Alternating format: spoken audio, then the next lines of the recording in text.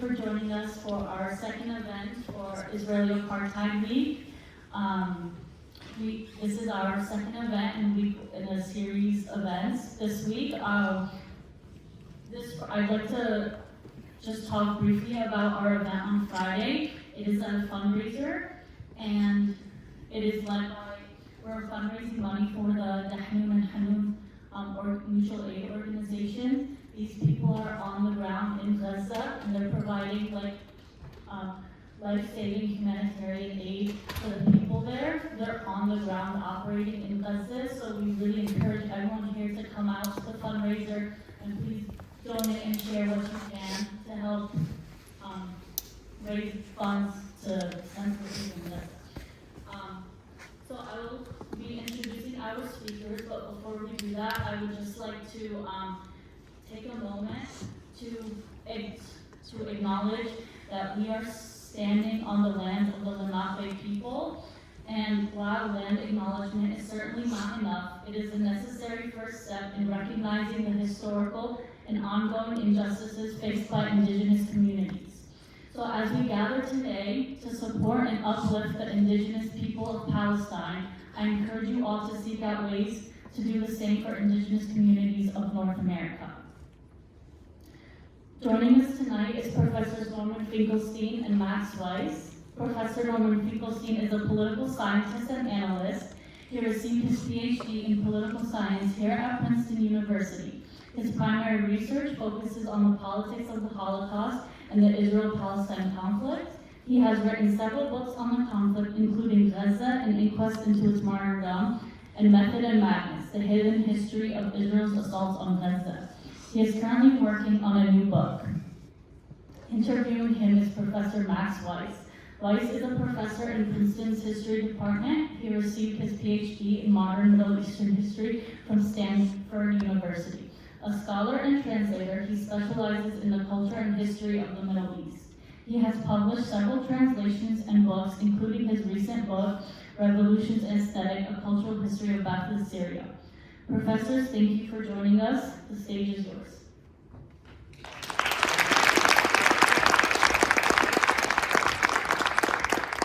Thanks so much, Angie, and thanks to SJP for organizing this important conversation. I hope it's going to be a fruitful one, wide-ranging, stimulating, challenging, with Norman Finkelstein, who I'm honored to share the stage with. As I just mentioned to Norman, I've been a student of his since my undergraduate days at UC Berkeley in the 90s, so it's a real thrill and confusing experience to be on stage at Princeton.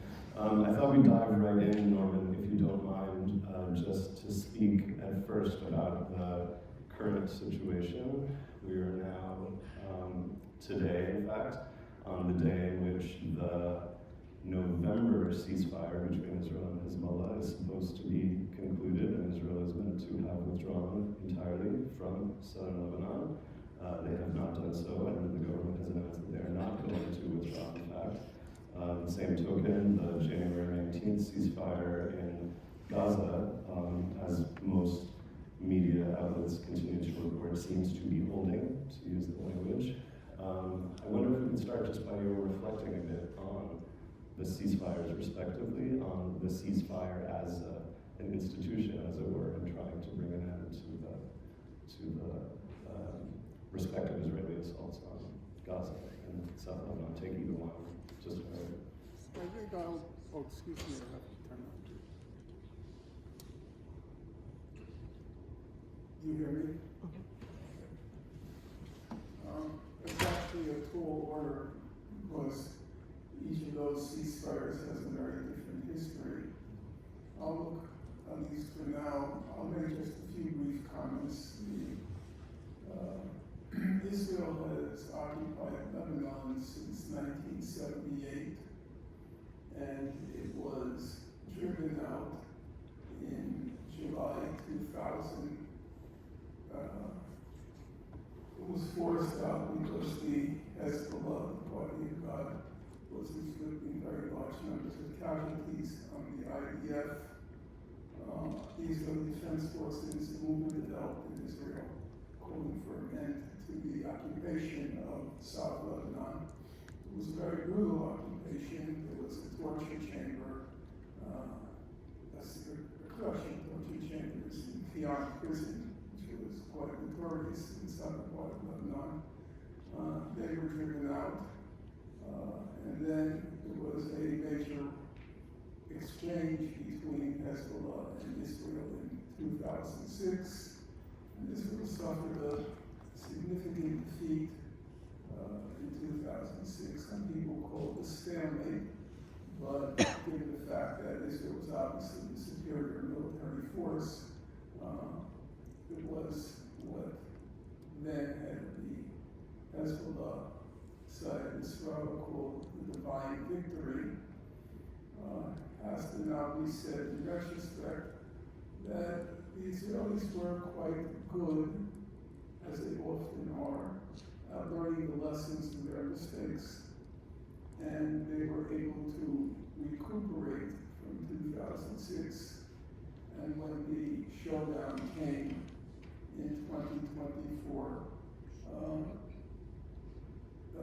Hezbollah was shown to be weaker than most people anticipated, myself included. And the Hezbollah suffered a significant setback, both the intelligence failure and also its deterrence capacity, namely its capacity to prevent Israel from carrying on as it usually does with a high-tech killing spree or a rampage. Right now, Israel is saying it's going to continue to occupy parts of Lebanon. I have to say where that's going to go because they're smart enough to know that they don't want to repeat what happened up until 2000. The people in the south of Lebanon are, I hate the word, but I'll use it just in this context. They've shown themselves to be very resilient, and it will simply in my opinion, it will be a repeat of the years from 1978 to 2000. So I don't think, either they'll be smart enough to know not to stay, or they'll stay and the defeat will eventually be inflicted on them again. In the case of Gaza, obviously it's hard to discuss it now without bringing in the current president of the United States, Donald Trump, who was an eccentric figure politically and an unpredictable figure politically, and so it makes the picture a little bit more complicated. I will simply try to draw the general lessons and keep Mr. Trump on the side for the moment because, as I said, he's such an unpredictable figure. The general lessons, and you'll forgive me if I go on at some length, but without the context, we really can't understand anything. The general lessons are very clear. Number one, after October 7th, Israel was determined to once and for all to solve the Gaza question. That there was not going to be in the parlance of the Israelis, there wasn't going to be any more moments of the lawn. This time around, we're going to extirpate, pull out by the roots, all the blades of grass in Gaza. As it happens, half those blades of grass are children. They were going to solve the Gaza question. And solving the Gaza question entailed basically three categories, but the categories spill over into each other. Number one was just a straight-out ethnic cleansing. And that was the plan. Now it's being attributed, ascribed to Mr. Trump. That's obviously false.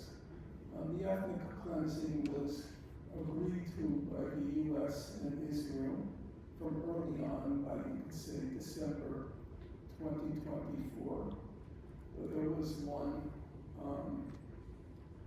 flying argument, and that was Egypt was not prepared to open its border and allow for a massive expulsion of Palestinian Gazans into the Sinai. So the ethnic cleansing component Gaza question was put on hold. The last estimates I read, which I'm not sure where the person got the number, but I read in Omer Schatz, he's a professor at Sciences Po in France, and he wrote a very good, what he called communication to the ICJ, the International Court of Justice, in which he sought to prove, effectively, I believe, that Israel was in violation, at least of Article 3 of the Genocide Convention, because the entire society across the board was implicated in inciting genocide in Gaza. He stayed away from what's called Article 2 of the Genocide Convention, which is the actual practice of genocide. In any case, he gave the estimate that 10% of the population of Gaza has fled. So you would say, if his number is right, about 200,000 Gazans have been ethnically cleansed since October 8th, 2023, which is a substantial number, but it doesn't solve the Gaza question. The second component was very straightforward. That was just killing, murder, extermination. And that was also very clear from the early days. At this point, and I'm perfectly willing to entertain objections from people seated in this room, I do not believe one can make an argument any longer, or I don't believe it's any longer arguable, that Israel has been committing a genocide in Gaza. Excuse me. What would you like me to do? Raise your voice. Sure. Don't be afraid to ask me, just, if I don't see you, just. Okay. You raised your hand and said it was fine, so, okay, I'm glad you brought that to my attention. The amount of evidence now is just so voluminous that to engage in this kind of, I think, meaningless debate at this point that Israel's committing genocide in Gaza, it's not only the amount of evidence, it's the quality of the evidence. As anybody knows in this room, because of the advent of the web, you can pretty much collect enough evidence to prove anything. You could probably fill several volumes, quote unquote, proving the earth is flat by surfing the web nowadays. But on this particular question, I'll just refer to several examples. You start with the South African application to the International Court of Justice from December 29th, 2023. Now, some of you may roll your eyes and say, well, what do you expect from South Africa? Okay? But that's not the point. The point is look at their sources. The application was 84 single-spaced pages. It had about 500-something footnotes. Each footnote had multiple references. But South Africa limited itself to only the most respected human rights and humanitarian organizations in the world. They quote the World Health Organization. They quote CARE. They quote Save the Children. They quote UNICEF. This is not, quote unquote, it's not even liberal propaganda. They barely even quote, they barely even quote Amnesty International and Human Rights Watch. They're quoting the most reputable organizations, humanitarian organizations in the world, all of which have ground operations in Gaza. They're all there now. reporting back on what they're observing in real time. So that's one kind of evidence. That kind of evidence is supported by the 250-page report, single-space report put out by Amnesty International. Now, I've followed these reports for many, many years, indeed at this point, for several decades. And I have to say, I am not happy with what I read from these organizations, and I've devoted not a little written space to documenting what, in my opinion, are prejudices of these organizations. The Amnesty report was a very high quality. There's just no getting around that. And then you have, so Amnesty concludes Israel's engaging in genocide.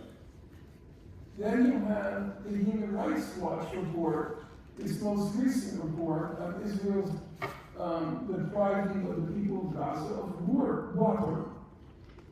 And what does it conclude? Human Rights Watch concludes that Israel is guilty of the crime against humanity of extermination and also guilty of acts of genocide. Again, if you read the HRW report, it's based entirely on the findings of the human rights organizations. It's not going to come as any surprise to anybody in this room that virtually every organization has concluded that Israel is using starvation as a method of war in Gaza, and that Israel has been targeting the water facilities in Gaza in a systematic way to deprive the people of water. Now, does it take rocket science to figure out that if you deprive a population of water and food, you're in the category of genocide? If you're systematically, methodically, consciously, willfully depriving a population of water and food, you're now squarely in the terrain of genocide? Is that really a complicated question? But that's just half the picture. The other half of the picture, which is in many ways the most astonishing, is all the compilations that have come out since October 2023 of statements by the Israeli government, of statements from the senior-most officials to the lowest levels of local government, of statements across a very narrow, but across the political spectrum, of statements by every institution of civil society, every institution of the culture, the popular songs that are now being sung in that country, the statements on the nightly news programs, and not least, but really most shocking, not least, is the videos that are posted by the soldiers in Gaza. I would challenge anyone in this room, anyone, friend or foe alike, I would challenge anyone in this room to go to, say, the collection by Lee Mordecai, the fellow who got his PhD, as it happens, from Princeton in Byzantine studies, albeit, but who's a trained researcher. You read his collection of statements and postings and videos and on and on. You read a collection in May 29th of 2024. The South Africans submitted to the Security Council, for reasons that I can't go into now, I can explain it if you ask me. Submitted to the Security Council a 121-page collection just of statements. There are a couple of paragraphs of editorializing that would be scientifically accurate. But those 121 pages, 119 just comprise statements at every level of government by every realm of Israel's civil and military society, to read those collections and not walk away just so, it's not just disgust, it's kind of shock at the brazenness with which these folks are carrying out their genocide. Some of you may have read, probably know one of you, right, if you haven't read it, Daniel Jonah Goldhagen's Hitler's Willing Executioners. How many of people are even familiar with the book? Time flies. Well, in my generation, it was a very big event, the publication of Daniel Jonah Goldhagen's book. He was a teacher at Harvard at the time, and he wanted to prove that killing Jews was. I'm not vulgarizing his thesis. I wrote a book on his book, so I know quite well. His basic thesis was that killing Jews was in the German DNA, that all Hitler did was give the green light. I mention it for the following reason. When I read these statements, when I see these videos, I can't help but remember, if you read Goldhagen's book, his main evidence, or, I want to be absolutely accurate, a main evidence is he has pictures of the sadistic way in which the Nazis treated Jews, humiliating them and cutting off their beards and things like that in public. And this for him was compelling evidence that genocide was in the DNA of the Germans. Their sadistic pleasure, their glee in humiliating and degrading and demeaning the Jews in public. And then I juxtaposed in my mind the way the Germans or the Nazis carried on with the way the Israelis are carrying on. And I dare say, I think the Israelis are in a very different category, a much more egregious category. You have to remember, probably none of you know, but so you can't remember, in German society, during the Nazi Holocaust, it was a crime to sadistically kill Jews, because it was all supposed to be done objectively, scientifically, without any emotion, without any passion. So in fact, there were, I won't call a large number, but there were a significant number of Germans, Nazi soldiers, who were prosecuted for sadism against the Jews. Well, maybe it's better or worse. I'm not going to pass judgment. But the kind of sadism that's so brazenly executed by the Israelis in Gaza is not even in the Nazi category. Now you might say, well, actually it's probably worse that they have to carry it out so objectively and coldly. I'm not going to say better or worse, but I'm going to say in the objective category of pure, brutal sadism, you didn't find that. Now, again, I have to be careful. I recognize that. So are you saying it's better that they carried out the final solution with detachment? Is that better? You know, you have to decide that one for yourself. I can't answer that question. What I can answer is, it's quite shocking when you read those compendia. At least it shocked me. And I'm not exactly new to this sort of thing. So, I don't believe it's plausible to argue at this point whether or not Israel is carrying out a genocide in Gaza. So the outright statements of genocide at every level of Israeli society would seem to confirm that aspect. So there's the ethnic cleansing, there's the outright extermination, and then there's the third category. And the third category was to make Gaza unlivable. And so people would have to leave.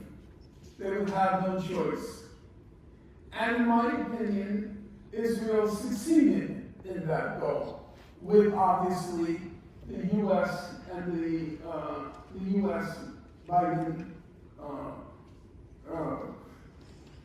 Biden-Blinken enabling it. So, President Trump comes to power, or he's elected.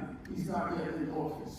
He's elected, and he starts making these statements that unless the hostages are freed, all hell would break loose in Gaza.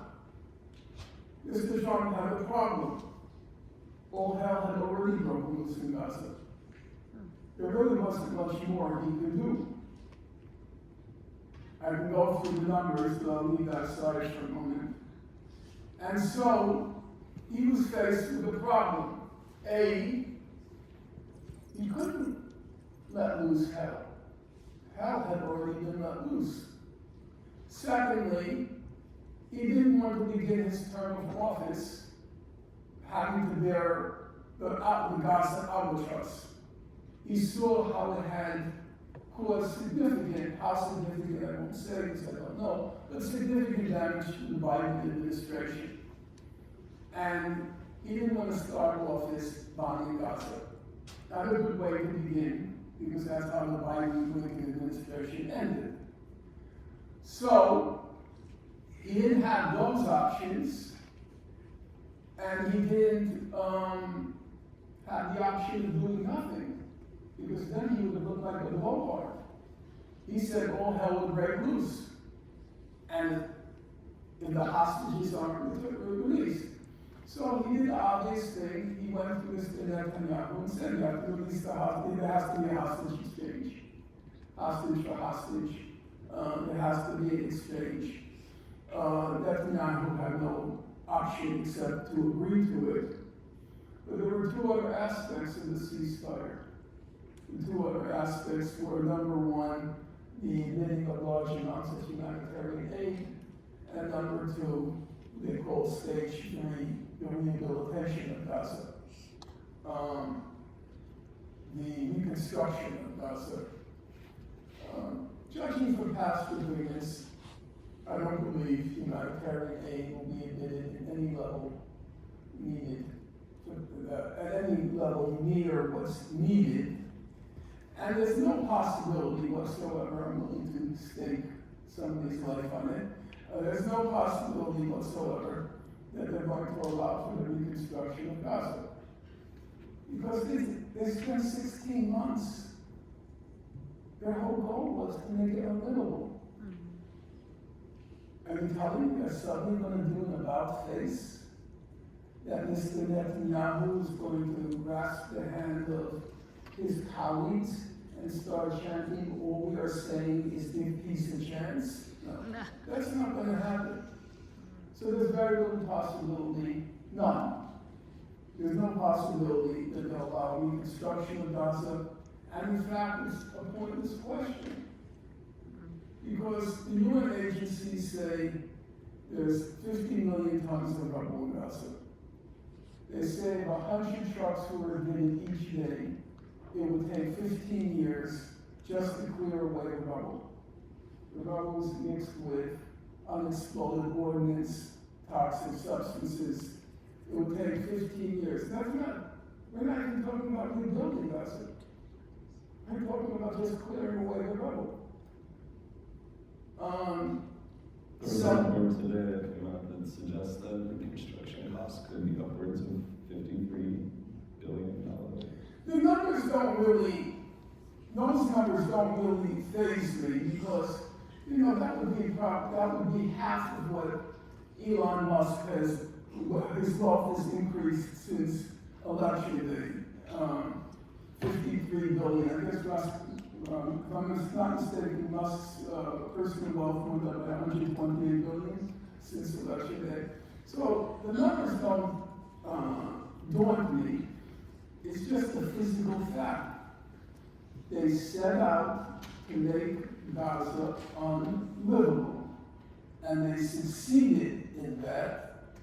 And even in the best case scenario, it can be reversed.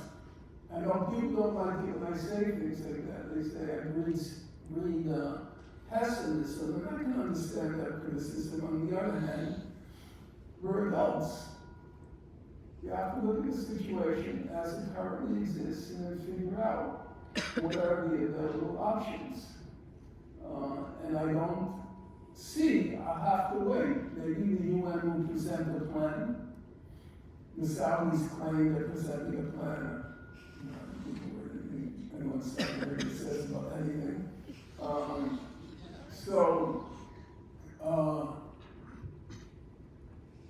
There'll be a ceasefire, and of course, for people who have been bombed relentlessly for 16 months, you would have to have a satanic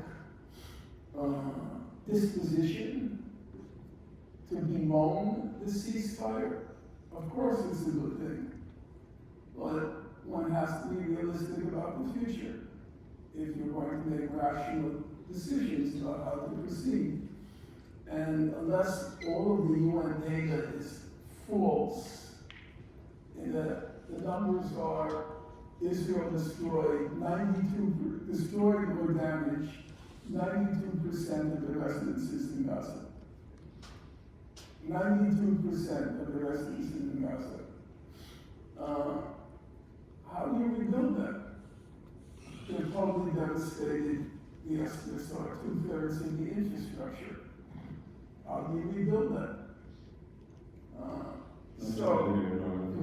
I mean, you've laid out very helpful for us the level of evidence and the evidentiary basis upon which international reports, including the application to the ICJ and other such documents have been brought to our attention. I think we will switch gears in time to talk a bit now about the mechanics of potential implementation of such reports in the international context more broadly. But since you brought up gold hogging and did a little bit of historical, I don't know the analogy for a word, but at least we're thinking comparatively, I thought I would throw you a little bit of a curveball, if that's okay.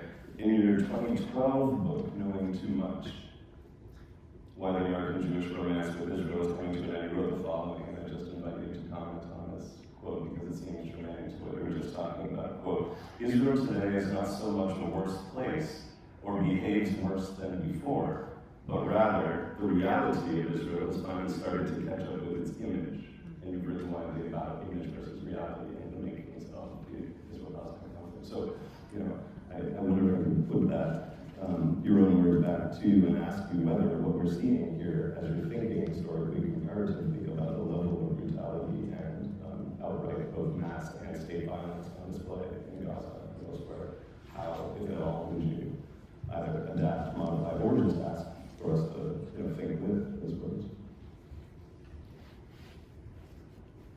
There's no doubt that there were very ugly tendencies at play in the creation of the state of Israel, and that those tendencies have become exacerbated over time. Now, I am not of the school of original sin. Countries can be born or arise through very ugly processes, and they have demonstrated the capacity to reform themselves, to improve, maybe not to the point of perfection, far from it, but countries like our own, which two of the founding aspects were the destruction of the native population and the importation of African slaves. Those were two fundamental, not only the two fundamental aspects of our founding. And I would say one of those aspects proved over time, because of the massive death and destruction, to be unreformable, namely the destruction of the native population. And the second aspect, namely the importation of African slaves, I think it's fair to say, I'm not particularly disposed to what's called Afro-pessimism.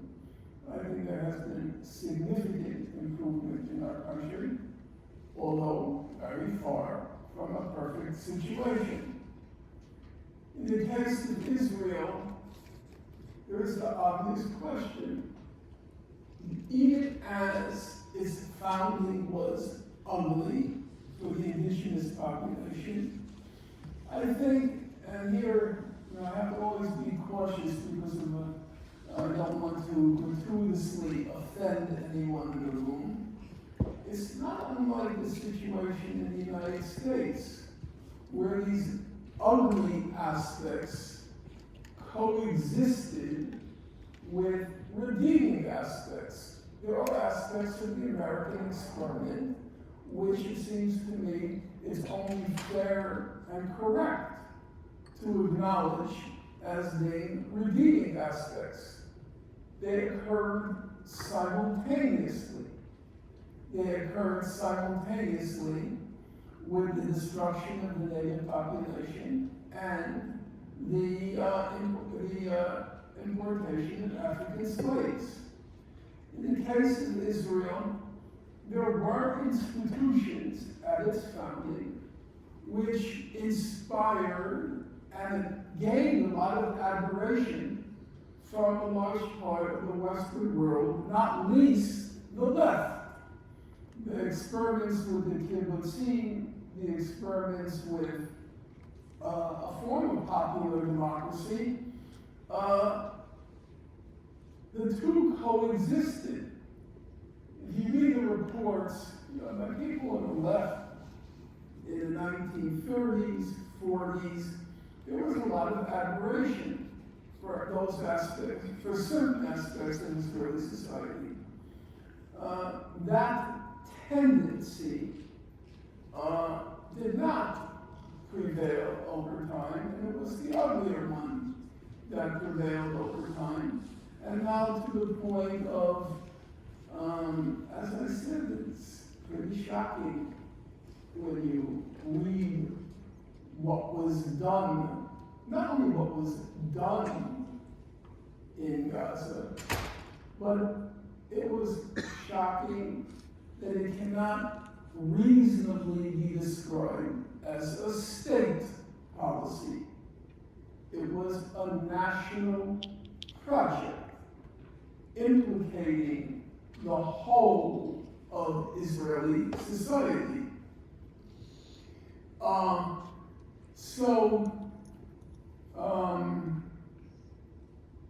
Why the ugly tendencies prevailed and what were some, what you might call, at the risk of offending people in the room, the enlightened, quote unquote, progressive tendencies, just like our own country had enlightened and progressive tendencies.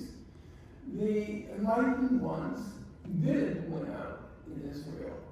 And it's now, by any reckoning, by any reasonable reckoning, a very ugly place.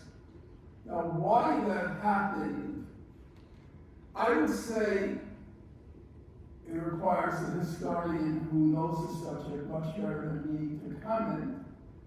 But I would say one aspect is Israelis never paid the price.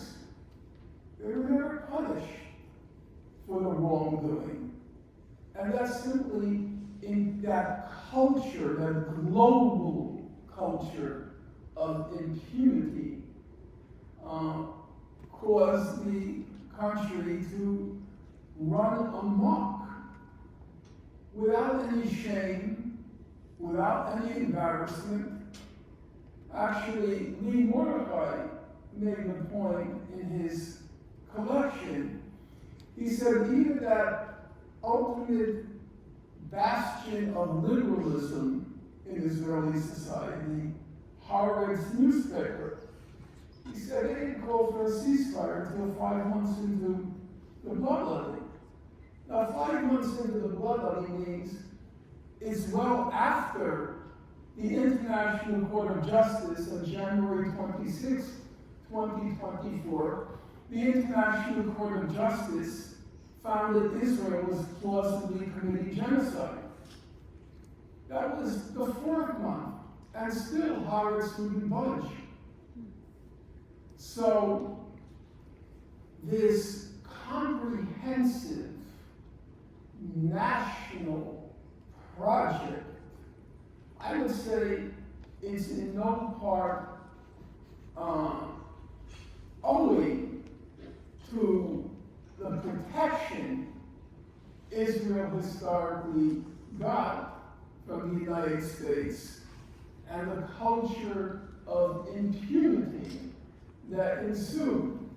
If I could just allow me just a very short personal anecdote.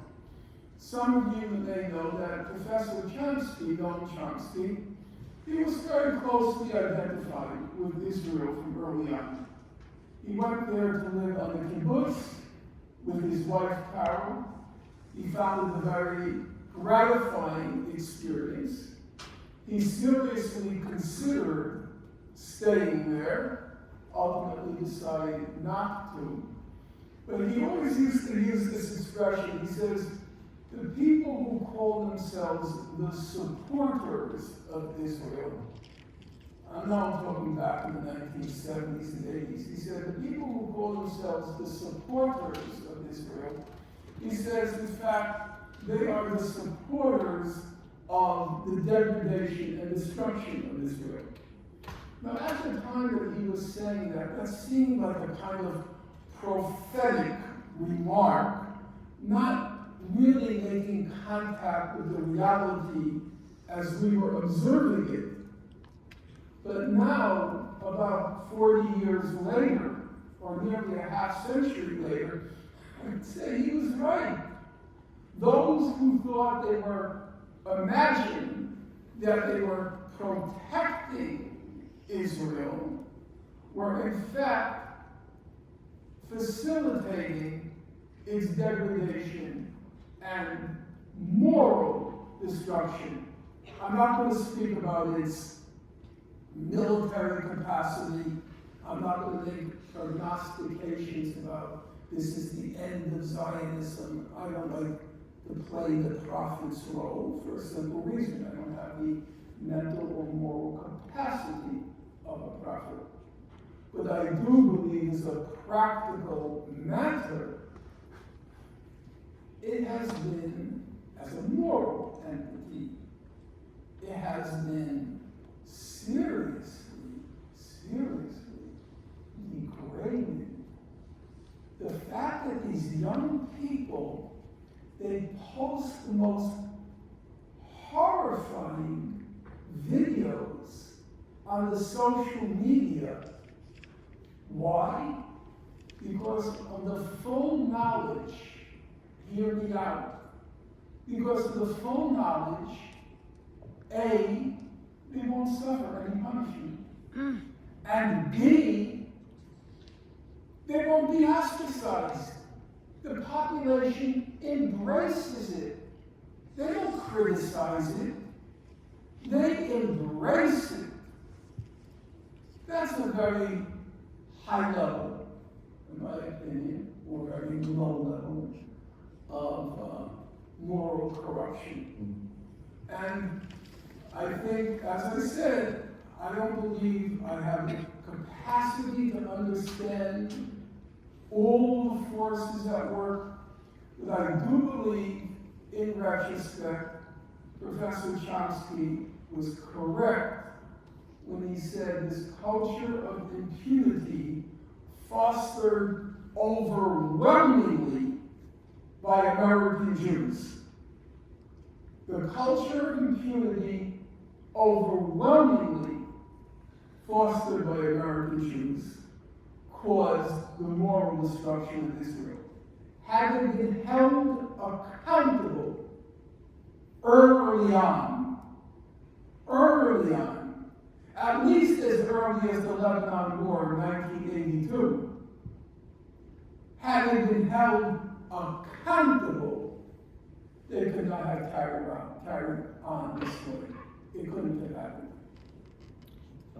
Thank you for that. We're going to open up for questions in just a moment. I can just ask you one more, if you don't mind, on the subject of what you're calling the culture of impunity, which is not only something that obtains inside Israel proper, but also in the international legal arena, around which you've written quite a lot. So I mentioned to you that I saw the recent interview that you gave with the South African newspaper, the Daily Matter, which just came out today, in which you discussed this issue, specifically how it is that such overwhelming evidence can be brought to bear on international legal institutions, and yet there are loopholes, and yet there are spaces from which people seem to, or through which people slip through the cracks or whatever.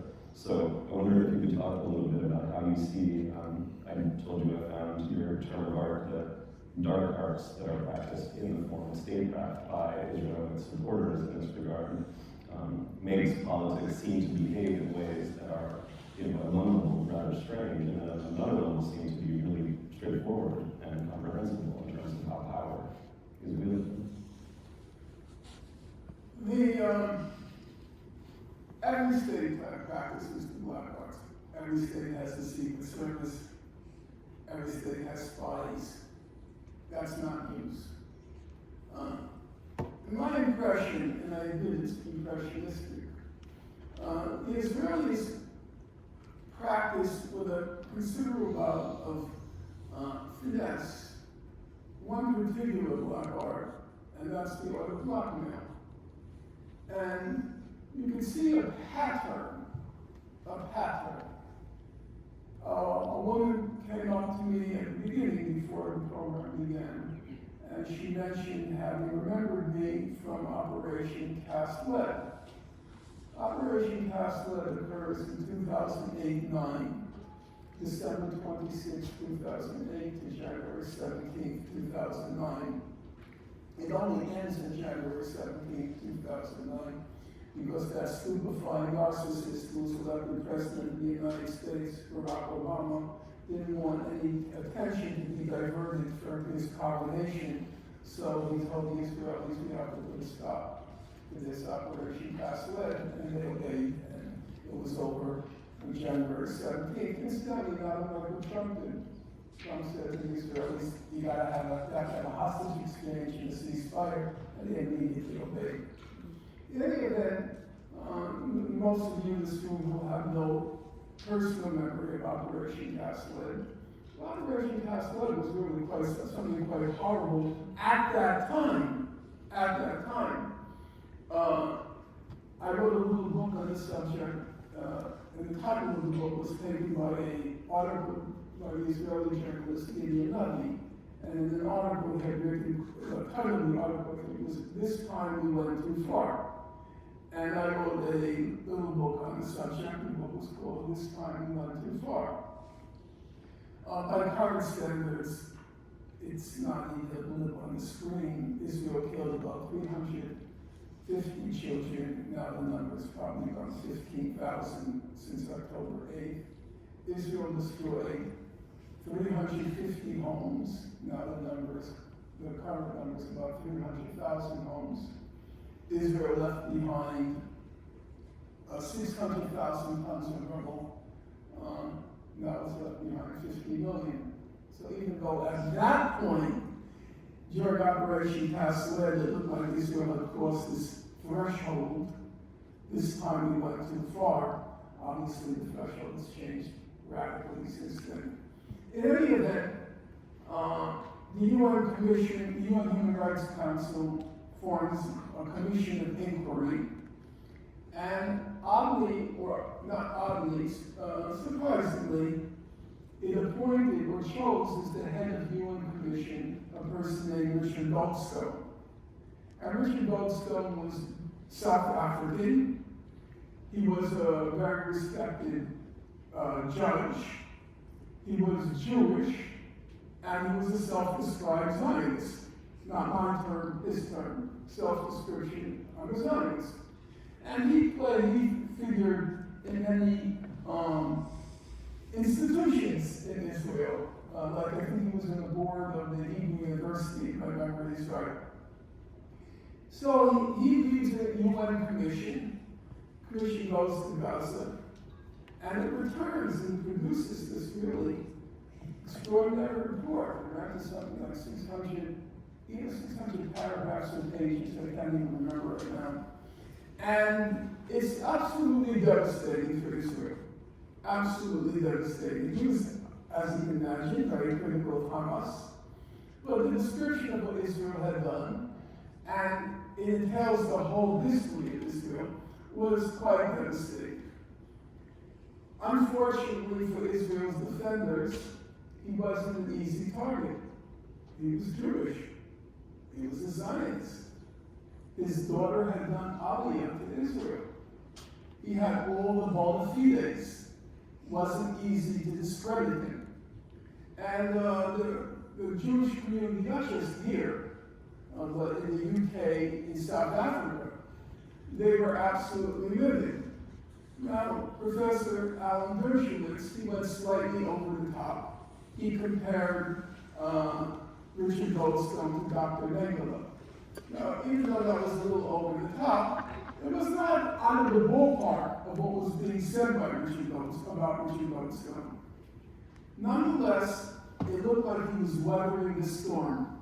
It had gotten so ugly that the South African Jewish community prevented Goldstone from attending the bar mitzvah of his grandson, or tried to prevent his Goldstone from attending his grandson's bar mitzvah. He seemed to have been weathering the storm, and then a strange thing happened. On April 1st, 2011, as you know, it's April Fool's Day, this op-ed appears in the Washington Post. This op-ed appears in the Washington Post, in which Goldstone retracts his report. And there was no clear reason why. He claimed he had new information since he wrote the report, forcing him to reconsider. There was no new information. I know that for certain. I went through all his claims that are not true. There's no new information. So, what happened there? Why did Goldstone abruptly retract his report? The only plausible explanation is, because I don't believe Goldstone was susceptible to bribery, the only plausible inference is that he was blackmailed somehow. And then he starts seeing this pattern. You have the case of Fatou Bensouda, who was the chief prosecutor of the International Criminal Court, the ICC. And Fatou Bensouda, she presided over the case of the Mali Marmara. For those of you who don't remember, on May 31st, 2010, an international humanitarian flotilla is headed for Gaza. The Israeli special forces, they intercepted in the high seas in international waters. They killed 9 passengers, the 10th passenger dies later from injuries. And it's outrageous against a large number of the passengers, in particular on the flagship, the Mali Marmara. The case goes to the International Criminal Court. Fatou Bensouda is the chief prosecutor, and she says, I'm not going to investigate the case. there's several levels, as you know, from our own legal system. There's the preliminary, it's called preliminary examination, and then there's the formal investigation. Well, she carries out what she calls the preliminary examination, and she says, I don't think there's enough here for an investigation. So that was very strange because this flotilla incident, it caused an emergency meeting of the Security Council. It caused the commission of two, not one, but two international investigations. And Fatima Bensouda says, I'm not going to investigate. Well, the state who brought the case, they appealed. The appeals court was called the pretrial chamber. The pretrial chamber says, Mr. Bensouda, you're wrong on the law here. What you're doing is wrong. You have to investigate the case. You have to reconsider. She reconsiders. She comes back the second time. She says, I'm not going to investigate the case. The state that brought the case, they appealed a second time. It goes to the pretrial chamber, the equivalent of the appeals board, and the pretrial chamber says, Ms. Bensouda, this is not right. You're making a large number of legal errors, and you're drawing conclusions which aren't warranted by the evidence. You have to reconsider.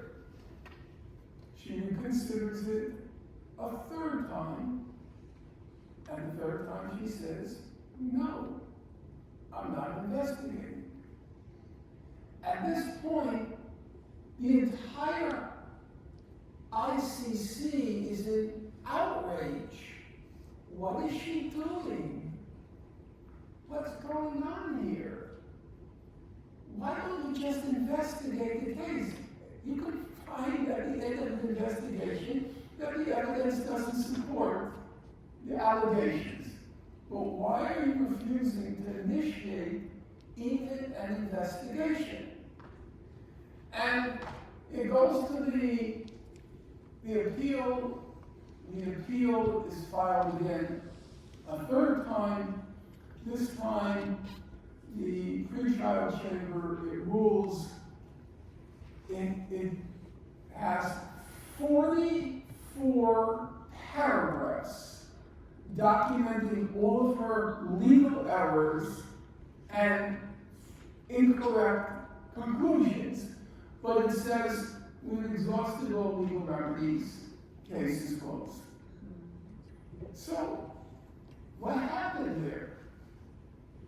I'll just give you the opinion of somebody else, not myself. Some of you will know the name John Dugard. He's a very distinguished international jurist. He was the lawyer from the Nelson Mandela family. He's from South Africa. And he was also Bishop Tutu's lawyer. And he's a very distinguished and very decent human being. He's a liberal, I'm not. But nonetheless, there's never been any problem with communication between ourselves because he respects facts. He respects the truth. He may have different moral and political ideas, but at least on the basics, facts, truth, a general sense of justice, we're on the same page. When Richard Goldstone, who was a friend of Dugard's, when he rescinded the report, Dugard wrote in the New Statesman an article, and he said, there's no new information. There's no basis for rescinding the report. And then he said, why Richard Goldstone rescinded the report? He says, that will go with him to his grave. And then, when the Fatima Bensouda case came up, and people were outraged, what is this woman doing? But not only what is she doing, why is she doing this? Mr. Dugard did what nobody else dared to do. He said, Fatima Bensouda was the Attorney General. She's from the Gambia. She was the Attorney General during the Gambian dictatorship. It was a ruthless dictatorship.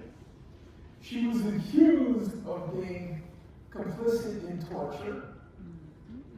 And he said Israel's almost certainly blackmailing her based on her record in the Gambia.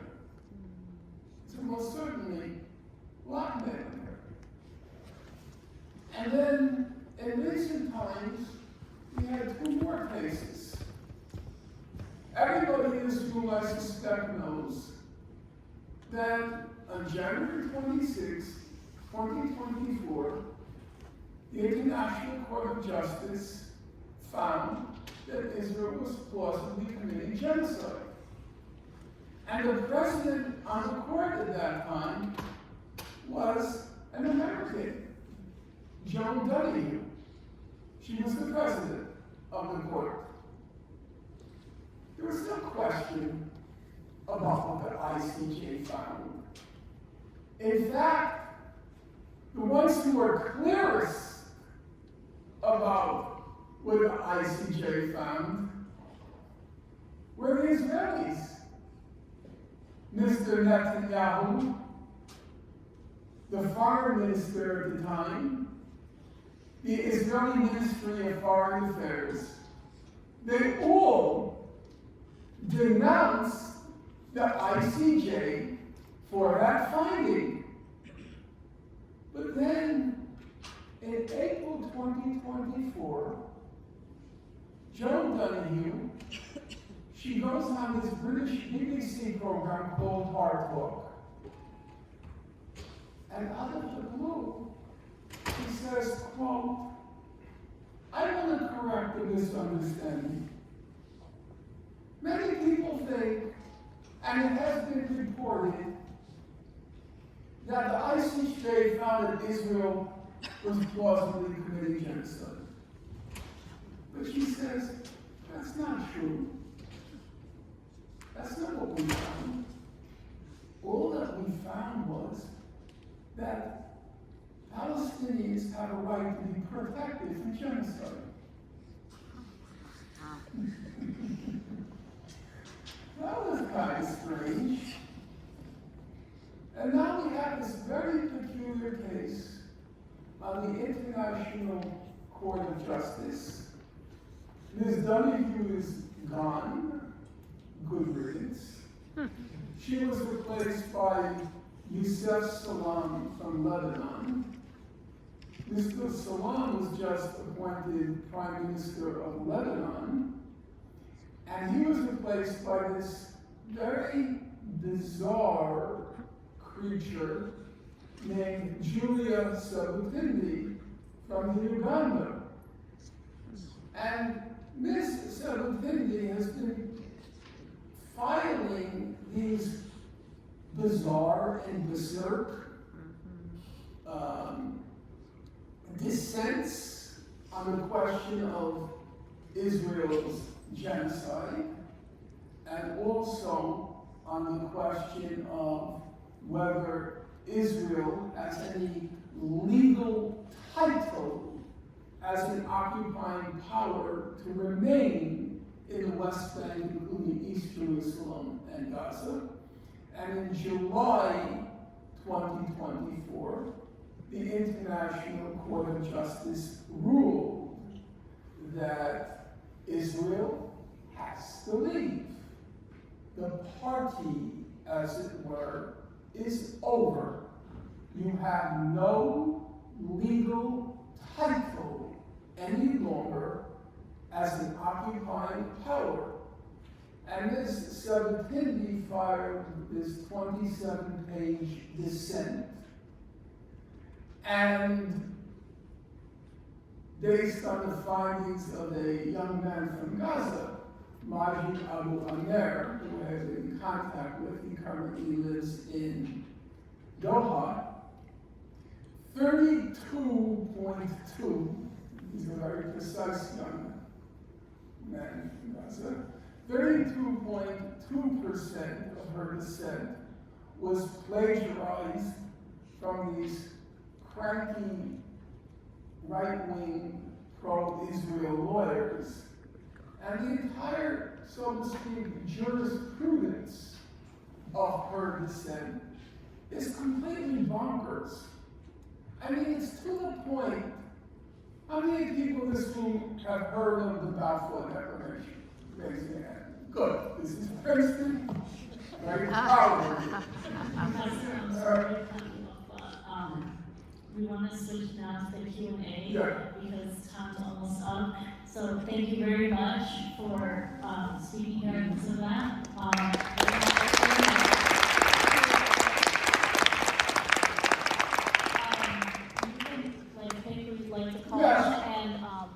If anyone has any questions, saw some respectful but disgruntled students in that corner, and I always believe that those who disagree, so long as they're respectful, they get the first question or questions.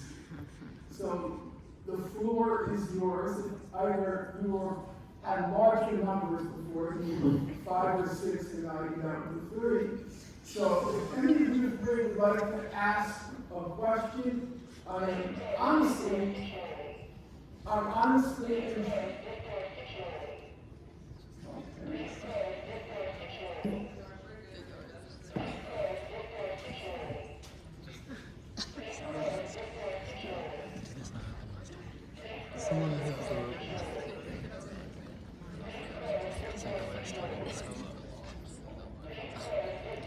Always some drama. No, I don't think so.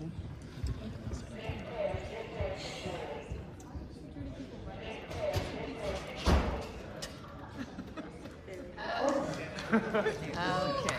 It wasn't a clock, it was just an ajar door. So, as I said, you were respectful, I respect that, and I do believe you get the first part of the response. So do any of you three have a question you'd like to ask? Good.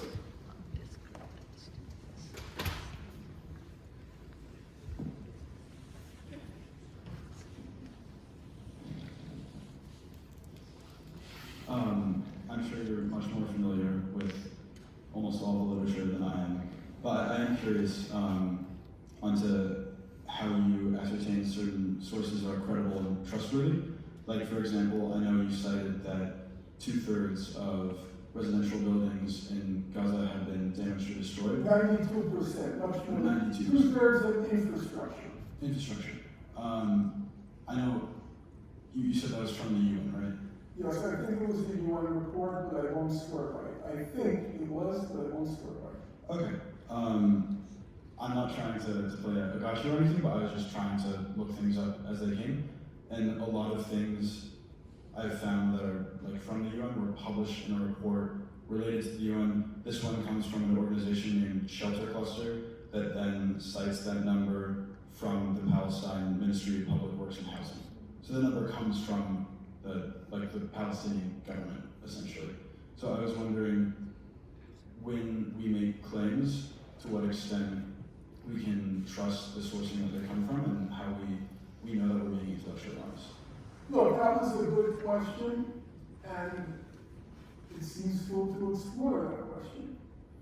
The point I made, and I wasn't making it rhetorically, it was something that struck me when I was reading, for example, the South African application to the ICJ. What struck me was not the source or not a source. I said what struck me was the unanimity, the consensus of all the sources they cited. They didn't cite, when they're addressing the question of the situation or the condition of the children in Gaza. They didn't just cite UNICEF. They didn't just cite CARE in addition to UNICEF. They didn't just cite Save the Children in addition to CARE, UNICEF. They cited WHO, the World Health Organization. If you recall what I said, I'm not holding you to it, you're listening, you're not reading. For each footnote, they would have 5 references. And each of the references on its own would make a strong case because of how reputable the source is. But it was all the sources. What was striking when you go to what's called the public sitting at the International Court of Justice. The public sitting simply means each side submits its written statement, like our own Supreme Court. And then you have a public hearing. And what was very striking was the South Africans are citing one UN source after another, after another, after another, after another, after another. Israel couldn't cite any. It could only cite itself. It could only cite its government statements. It couldn't. I know the record well because I just written a book on the topic. The case went before the ICJ, the genocide case. It went 4 times. January, February, March, May. It went 4 times before the ICJ. Each time, South Africa would bring to bear this voluminous record of documentation. Once in March, Israel cited the UN source. One.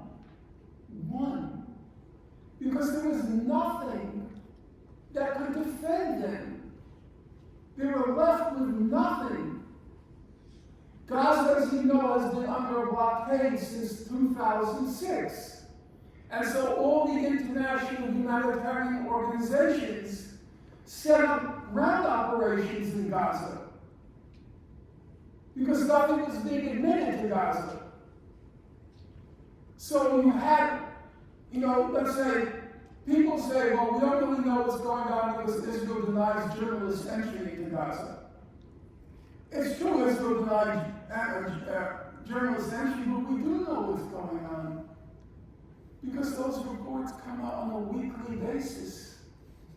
They're tallying everything going on there on a weekly basis. So you ask the completely fair question, how do we know what the truth is? And I say, of course, we can't know for certain what the truth is. A part of our mind has to always be open to the possibility that we're wrong. And I'm not going to deny it. But when you have such a voluminous number of reports or documentation on one side, and a blank slate apart from government claims on the other side, and I'll just add to that. When the first time the ICJ was, when South Africa was going before the court, I said, are you kidding? There is no possibility whatsoever that the ICJ is going to find in South Africa's favor. It can't happen. Germany will vote against South Africa. The US, case closed, vote against. France, forget. Britain, forget. And it went to the States, no possibility. I was very surprised. I was totally shocked. United States, the president, went along with the majority saying plausible genocide. Germany, no plea. And I don't particularly like no plea. But I was shocked. He went along with the majority. And you know why that happened, in my opinion? Because the ICJ is the judicial arm of the UN. And if you voted against South Africa, you are in effect saying all those UN-affiliated organizations, WHO, CARE, UNICEF, Save the Children, and 100 others, you'd have to say they were all lying. Is that believable? Is it really believable? Do you think the Agency for International Development, was it lying when it said that there was starvation in Gaza? My claim wasn't necessarily that these international organizations are sending people in doing investigations and then lying about them, right? Obviously they can't send people in to do investigations. It was more, as you did, where you attributed a number to the UN that came from a government source. And I agree with you that we probably can't trust governments and the data they provide in relation to this conflict. My impression, and I haven't checked every footnote in the South Africa case, but that a lot of the information that's attributed to international organizations will be published as part of a report by the organization, but the data that they source comes from a government organization in Gaza. Well, I don't want to repeat what I said. You have your own intuition, but the intuition isn't documented. These organizations are fiercely independent. You know, even Weiss and Amnesty International, they are fiercely independent organizations with their own internal organizations, internal setups. But let me speak directly to that question, and I'm glad you asked it. You know, my friend here said, I hope you get people who disagree with you because that's the way truth comes out, and that's the fact. It's an interesting fact. Ready for the fact? Gaza was estimating, the Gaza Ministry of Health was estimating at a certain point, this is about a month ago, they were estimating that there were 42,000 deaths in Gaza. Then there's a study in Lancet, which is the world's most respected medical journal. What does Lancet find? It's true. The Gaza Ministry of Health was exaggerating. They found that for sure. They were exaggerating the estimated by 20%. But you know what the thing was? No, 41%. They were exaggerating by 41%. But you know how they were exaggerating? 41% less. Excuse me. Yes, the Gaza Ministry of Health figure was 41% less than the actual numbers of deaths. They put the actual number at roughly 70,000 deaths. So, if anything, based on the evidence, not intuition, if anything, based on the evidence, the Gaza institutions were underestimating the magnitude of the genocide in Gaza, not overestimating it. If the Lancet thing you're referring to is the same one I'm thinking of, that would have been not in the editorial section, but in the correspondence. Yeah. You are correct and incorrect. Or I should say you're incorrect. Yeah. No, we're going to continue that conversation. Yeah, Okay, if you wish to after, let someone else ask a question so we can just move things on. Just quickly, the letter came several months ago, but then there was an official study last month published in Lancet which gave the figure that it was a 41% underestimate. Does anyone from that side want to ask a question? Here, Hi. Okay. she's my veteran from Operation Cast Lead. Operation Cast Lead, indeed. Thank you so much for that. Two quick questions. One, if there is going to be, as you say, it's impossible to rebuild Gaza, then what do you make of our delightful president's remarks about turning it into a resort? Is that, what's that all about, and where do you see that going? Second question, a little more serious, I think, is, this is serious too, but you said, Norman, that there were historically, right? There has been, and we know this, there has been a progressive left movement in Israel, and there were people admired the kibbutzim experiment and so on. All fair enough.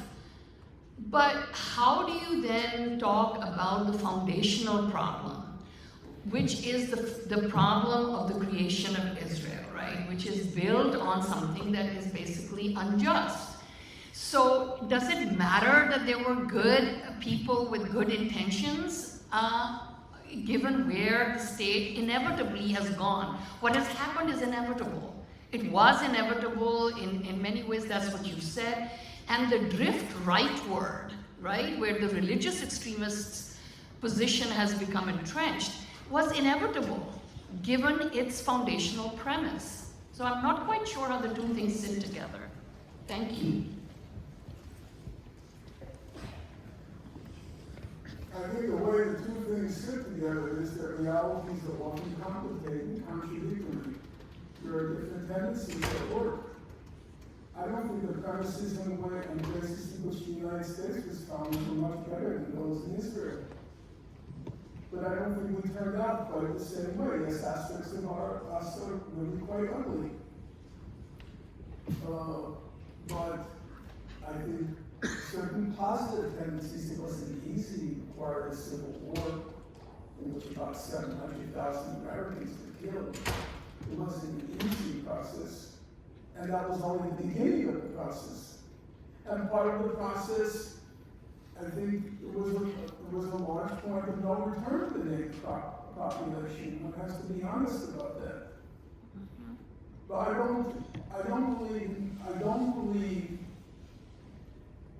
In retrospect, things can look inevitable. However, at the moment when certain tendencies are working themselves out, there were options. Now you might say the reason those other options weren't taken was because of that inevitability. Yes, I see that as a kind of circular argument.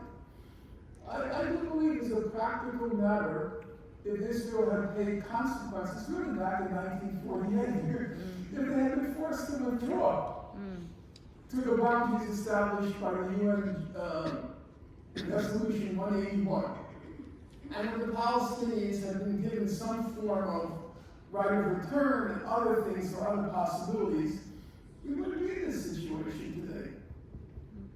And we certainly wouldn't have been in this situation after 1967. And thereafter, not just in 67, but by the early 1970s, there was an international consensus on how to resolve the problem. And the United States went along with Israel and didn't accept that consensus. I think there were possibilities. Are there possibilities now? No. I'm realistic about that. There's no possibilities at the present moment. But I don't agree with this notion. Because something in the past, you can connect the dots and show how we went from here to here to here to here to here, and therefore it was inevitable. I don't agree with that way of looking at things. Yes, you can in retrospect see how we arrived here, but that doesn't preclude the possibility that along the way, possibilities existed. Now, the resort comment was stupid, and I don't believe we should squander time with just ignorant, stupid remarks. But we should not forget a basic fact. Donald Trump was making those observations about Gaza looks like a demolition zone, there's nowhere to go. That was because of the Biden-Blinken administration. Yeah. They created the situation. Absolutely. Not Donald Trump. It's true. Let's not forget the sequence of events. If I knew in October already that Israel was going to make Gaza uninhabitable, simply reading the statements that were being made and the tonnage of bombs that were being dropped, and the indiscriminate nature, if I knew it, Mr. Biden and Mr. Blinken knew it, they knew what was happening. They knew what the purpose was. They knew what the objective was. They went along with it. So to try to put that burden on Donald Trump, I think is unfair, and it's incorrect. It's historically incorrect. He was simply speaking to a reality that was created under the watch of the Biden-Lincoln administration. We have time for one more question. Thank you very much for your thoughts, Dr. Finkelstein. I was wondering, what is your thought process when you engage in conversations with progressives accept Palestine, such as Stephen Bunnell or Destiny? Such as Stephen Bunnell or Destiny, had a discussion with them. Well, I don't have conversations with Mr. whatever his name is, because there's not a minimum level of mental competence or grasp of the subject matter such that you can engage in a conversation with him. I think that in general, if you rely on the facts and you are reasonable in your approach, I think most of the population, not the entire population, there are diehards, as the expression has it, but a large part of the population can be persuaded on the basis of the facts that what Israel has done in Gaza cannot in any way find any kind of justification. And judging from the public opinion polls, I don't know how long it will last, because I've lived long enough to see public opinion polls swing in one direction and then go back, not to the former place, but quite far from where it was. There was a large swing in public opinion during the Lebanon War in 1982. There was a large swing in public opinion during the first Intifada, the Palestinian Civil Revolt in 1988, 1987, 88. There was a large swing in public opinion during and after Operation Cast Lead. And then the pendulum didn't swing back to where it was, but there was a lot of retreat. I can't say for sure whether this time, to quote David Levy, this time they really went too far, and public opinion will stand firmly where it is now. I can't say that with any kind of certainty. So I do believe you can persuade, I believe you can convince, so long as you have to, there are two things you have to do. You have to rely on the facts and you have to be reasonable. And sometimes you rely on the facts, but your political conclusions are unreasonable. So you have to really do both. So I remain in that regard, even though I am pessimistic about the situation in general, I remain optimistic about the persuasive power of truth and the persuasive power of justice. Yeah. Thank you so much.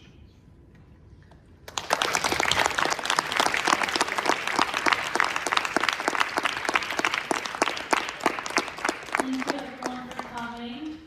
Thank you Professor Norman Finkelstein, Professor Max Weiss. I just want to reiterate again that we have our fundraiser event this Friday. Please consider coming. Share it widely with your friends. Any money you spend at this event will go directly to donations for Gaza. Again, these organizations are on the ground. They are working with people. They are getting humanitarian aid. They are helping people go back north to their homes if it's left standing. So please. Friends Center, 4:30. Oh, yeah. Yeah. It's at Front Center at 4:30 p.m. So please be there. Friday. on Friday. Thank you.